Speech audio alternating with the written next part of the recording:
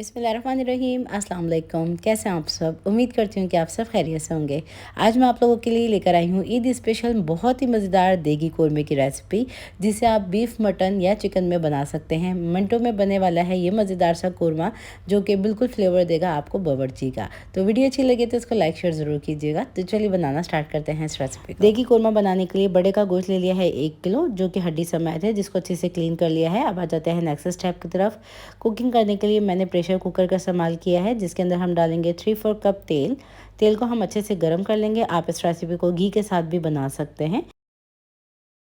आप चाहें तो घी और तेल दोनों के साथ भी मिला के इस रेसिपी को बना सकते हैं। अब इसमें हरी इलायची शामिल कर देंगे 5 से 6 अदद, लौंगी जाएंगी 5 से 6 अदद, काली मिर्च डालेंगे हम तकरीबन 4 से 5 अदद।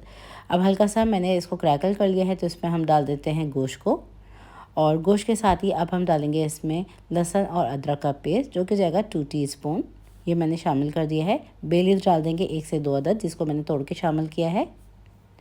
अब गोश्त को हम बहुत अच्छी तरीके से भूनेंगे जब तक कि ये पिंक से वाइट नहीं हो जाता और लहसुन का कच्चापन दूर नहीं हो जाता। अब गोश्त को लहसुन, अदरक और खड़े मसालों के साथ मैंने तकरीबन 5 से 6 मिनट के लिए मीडियम हाई फ्लेम पे भून लिया है।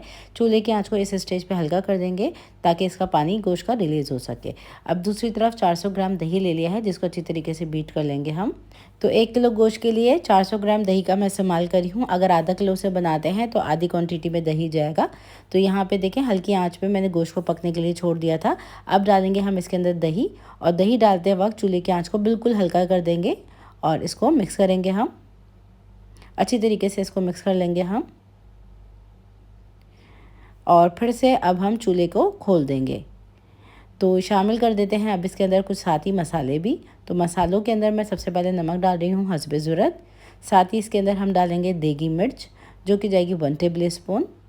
कश्मीरी लाल मिर्चों का पाउडर डालेंगे हम कलर को अच्छा देने के लिए, जो कि जाएगा 1/2 टेबल स्पून। इसी के साथ हम डाल देंगे इसमें हल्दी पाउडर, जो कि जाएगा 1/2 टीस्पून। साथ ही इसके अंदर हम डाल देंगे धनिया पाउडर। तो धनिया पाउडर डालेंगे तकरीबन 2 टेबल स्पून। इसको डाल के बहुत अच्छी तरीके से हम मिक्स कर लेंगे। सारे मसालों को वेल कंबाइन होने तक हमने पकाना है। अब मसालों को डाल के बहुत अच्छी तरीके से मैंने मिक्स कर लिया है।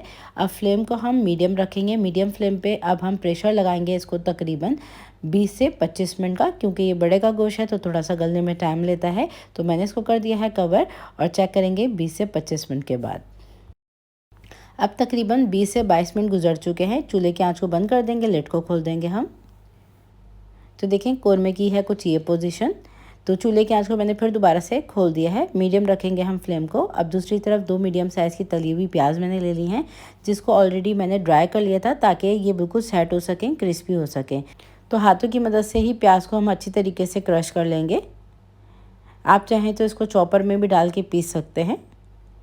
तो उसको हम अच्छे से चूरा कर लेंगे। अब दूसरी तरफ गोश्त को देखें, हमने अच्छे से गला लिया है, और देखें दही और गोश्त का पानी अभी भी मौजूद है, क्योंकि हमने मीडियम फ्लेम पे इसको गलाया है। अब इसमें ये जो प्याज है ना, इसको मैंने बहुत अच्छी तरीके से चूरा कर लिया है। ये मैंने डाल दिया है।